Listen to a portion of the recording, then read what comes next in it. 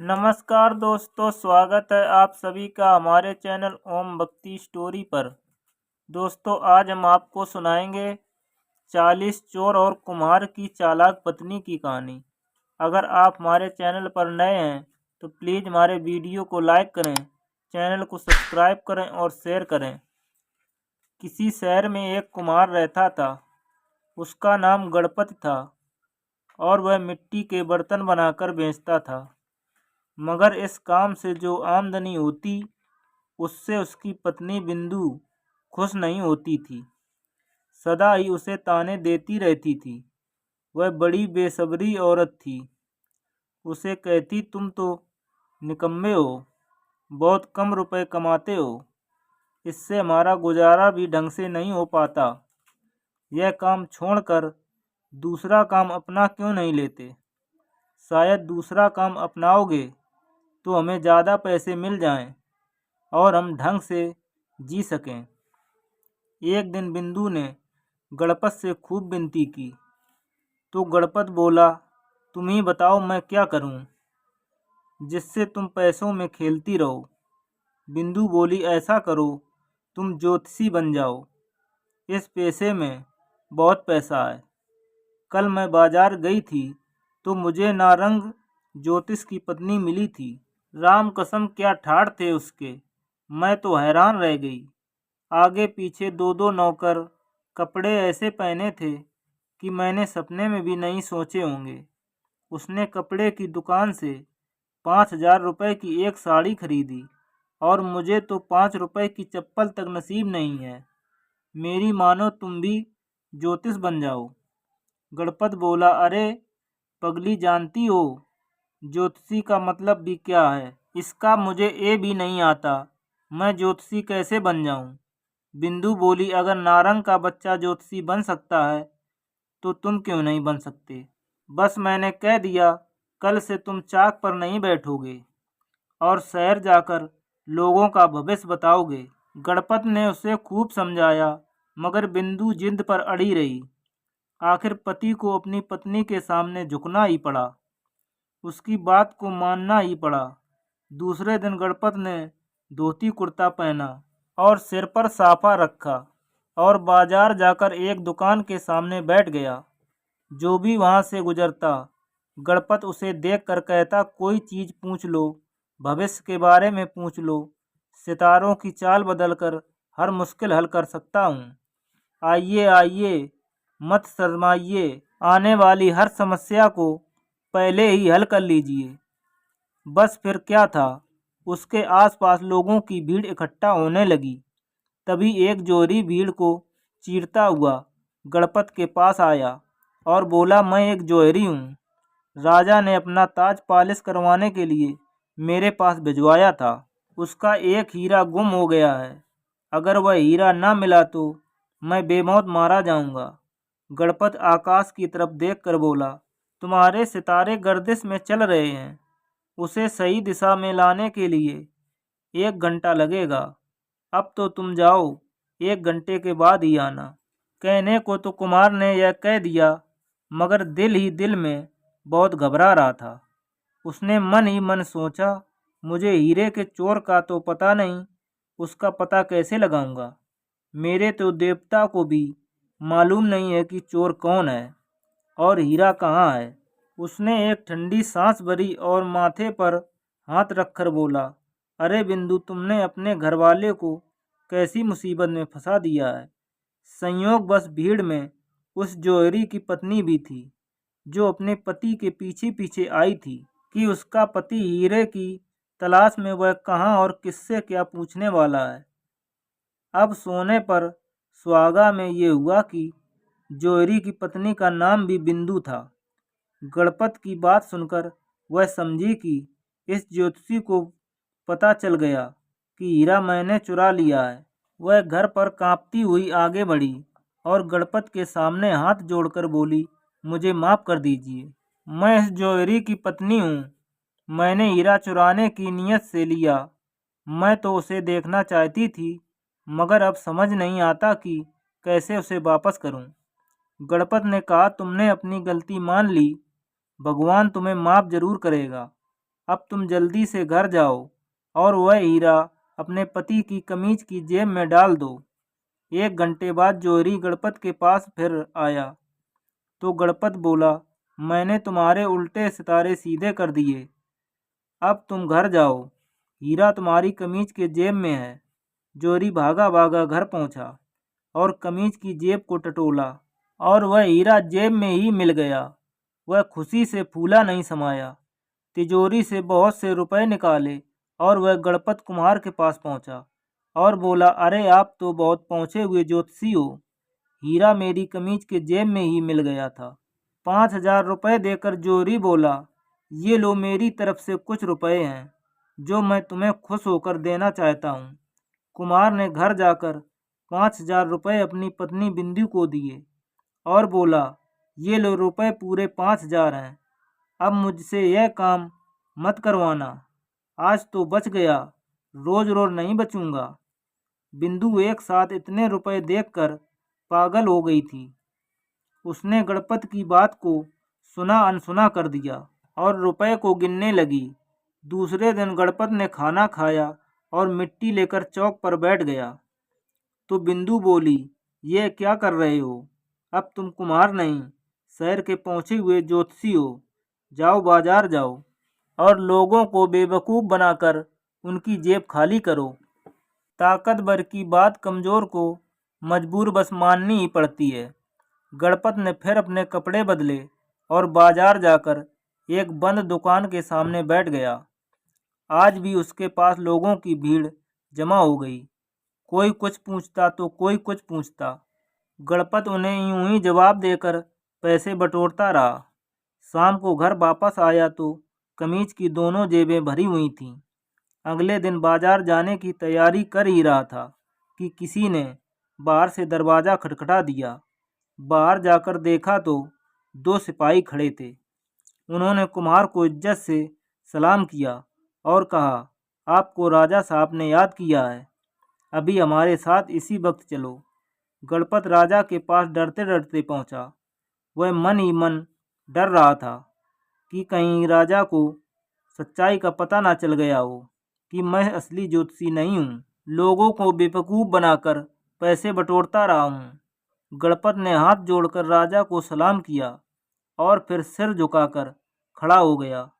तब राजा बोला, 2 दिन पहले हमारे खजाने से 40 संदूक गायब हो गए हैं। पुलिस भी चोरों का पता लगाने में असफल रही है। हमने सुना है तुम बड़े पहुँचे हुए ज्योतिषी हो। अगर तुमने चोरों का पता लगा लिया तो हम तुम्हें मुंह मांगी रकम इनाम में देंगे। गणपत बोला, राजा साहब, यह किसी एक चोर का काम नहीं है, यह 40 चोर का काम है। उनकी खोज करने में मुझे 40 दिन लगेंगे। राजा बोला, ठीक है, मैं तुम्हें 40 दिन देता हूँ, लेकिन तुमने अगर 40 दिन के बाद भी चोरों का पता नहीं लगाया तो तुम्हें फांसी पर लटका दिया जाएगा। गणपत गिरता पड़ता घर पहुंचा और बिंदु से बोला, जल्दी करो और बोरिया बिस्तर बांध कर यहाँ से निकलो। बिंदु ने पूछा, कहाँ चले? गणपत ने कहा, तुम्हारी अम्मा के घर चलेंगे। बिंदु बोली, यह इतनी जल्दी बोरिया बिस्तर बांध कर जाने का कारण तो बताओ। गणपत ने कहा, चोरों ने राजा के खजाने से हीरे और जवाहरात के 40 संदूक चुरा लिए हैं और राजा ने मुझे उन 40 संदूकों की खोज करने का हुक्म दिया है। अगर मैं 40 दिन में उनका पता नहीं लगा सका तो राजा मुझे फांसी पर लटका देगा। बिंदु बोली, हम कहीं नहीं जाएंगे, डरना नहीं है, 40 दिन बहुत होते हैं। हो सकता है चोर पकड़े जाएं या फिर हो सकता है राजा खुद ही मर जाए। गणपत बोला, अगर ऐसा नहीं हुआ तो फिर क्या हम करेंगे? बिंदु बोली, फिर क्या करना है, 40वें दिन हम यहाँ से भाग जाएंगे। गणपत बोला, मगर हमें ये पता कैसे चलेगा कि कितने दिन गुजर गए हैं? न मुझे लिखना आता है और न तुझे लिखना आता है। फिर बिंदु कुछ सोच कर बोली, मैं ऐसा करती हूँ कि रोज शाम को सोते समय मटके में एक टेकरी डाल दिया करूँगी। इसी तरह पता चलता रहेगा कि कितने दिन गुजर गए हैं। उधर जिन चोरों ने चोरी की थी उनका एक साथी महल के अंदर जासूसी का काम करता था और वह वहीं महल में साफ सफाई का काम भी करता था। उसने अपने सरदार को बताया कि राजा ने एक पहुँचे हुए ज्योतिषी को हमारी खोज करने के लिए कह दिया है। वह आदमी बड़ा ही बुद्धिमान है। उसने राजा को हमारी सही संख्या भी बता दी है। उसने राजा से वादा भी किया है कि वह हमें 40 दिन के अंदर पकड़वा देगा। सरदार बोला, अरे बेवकूफ़, चोरों की संख्या तो कोई भी बता सकता है। जाहिर है 40 संदूक 40 आदमी ही उठाएंगे, मगर यह ज्योतिषी चालाक मालूम होता है। तुम ऐसा करो कि तुम आज रात उसके घर जाओ और पता करो कि वह क्या करना चाहता है। शाम को चोर गणपत के घर पहुंचा तो उसको खिड़की से बात करने की आवाज़ सुनाई दी, तो वह कान लगाकर सुनने की कोशिश करने लगा। उसी समय घड़े में बिंदु ने एक टेकरी डाली तो गणपत जोर से बोला, एक तो गया। गणपत ने कहा था कि एक दिन तो बीत गया, मगर खिड़की से कान लगाकर यह बात जो चोर सुन रहा था उसकी तो सिट्टी पिट्टी गुम हो गई। भागा भागा अपने ठिकाने से पहुंचा, सरदार को बताया, एक सचमुच में वह तो पहुंचा हुआ ज्योतिषी है। जो ही मैंने उसकी खिड़की पर कान लगाए तो उसने कहा 40 में से एक गया। सरदार ने देखा कि उसके साथी यह बात सुनकर कांपने लगे हैं। सरदार उनको दिलासा देने के लिए जबरदस्ती मुस्कुराकर बोला, उसने गलत सुना होगा। कल तुम में से 2 आदमी वहां जाएं, ज्योतिषी के घर की खिड़की से कान लगाकर उनकी बातें सुने। अगले दिन 2 चोर चुपके चुपाते गणपत के घर पहुंचे और खिड़की से कान लगाकर खड़े हो गए। उस समय बिंदु ने मटके में दूसरी टेकरी डाली और गणपत जोर से बोला, 38 रह गए। दोनों चोर तो सिर पर पैर रखकर वहां से भागे। उन्होंने सरदार को बताया कि यह ज्योतिषी सच में ही सब कुछ जानता है। हमारे वहां पहुंचते ही उसे पता चल गया कि हम 2 हैं। सरदार ने गुस्से से पैर पटके और गुस्से से चिल्लाकर बोला, तुम दोनों भी बेवकूफ़ हो। कल 3 आदमी जाएं और ध्यान से उसकी बातें सुने। तीसरे दिन 3 चोर गणपत के घर पहुंचे, चौथे दिन 4, 5वें दिन 5 और 39वें दिन तक यह सिलसिला चलता रहा। बिंदु घड़े में ठेकरी डालती और गणपत टेकरी की संख्या बताता तो चोर समझते कि यह उनकी संख्या बता रहा है। इससे वे डरकर भाग जाते। 40वें दिन सरदार अपने साथियों के साथ आज स्वयं कुम्हार के घर पहुंचा और खिड़की से कान लगाकर खड़ा हो गया। उसी समय बिंदु ने घड़े में आखिरी ठेकरी डाली। गणपत जोर से बोला, 40 पूरे हो गए। बिंदु, जल्दी से रस्सियां लाओ। गणपत ने रस्सियां सामान बांधने के लिए मंगवाई थीं। बिंदु रस्सियां लाने के लिए उठ ही रही थी कि दरवाजे पर जोर जोर से दस्तक हुई। गणपत ने दरवाज़ा खोला तो इतने लोगों को एक साथ देखकर डर गया। वह समझा कि राजा ने उसे पकड़ने के लिए अपनी फौज भेजी है। वह कुछ पहले बोलने ही वाला था कि चोर का सरदार उसके कदमों में गिर पड़ा और गिड़गिड़ाकर बोला, शाही खजाने से चोरी हमने की थी। राजा को यह बात मत बताना, क्योंकि राजा हमें कोल्हू में पिरवा देगा। हम आपके घर को सोने चांदी से भर देंगे। गणपत गुस्से में बोला, बेईमानो, तुम लोगों ने सोचा होगा कि तुम्हारी चोरी के बारे में किसी को पता नहीं चलेगा। अरे, हमसे दुनिया का कोई भी भेद नहीं छुपा है। तुम्हारी भलाई इसी में है कि चोरी का सारा खजाना राजा को वापस कर दो। सरदार ने कहा, हम राजा के पास जाएंगे तो वह हमें कैद खाने में डाल देगा, बल्कि हो सकता है वह हमें फांसी पर भी लटका दे। फिर कुम्हार बोला, तो फिर तुम ऐसा करो, रात में महल और बगीचे के बीच वाली दीवार के पास सभी संदूकों को मिट्टी में दबवा दो और वादा करो कि आज के बाद चोरी नहीं करेंगे। मैं राजा को कुछ नहीं बताऊंगा। ऐसा ही होगा। सरदार इतना कहकर वहां से अपने साथियों के साथ चला गया।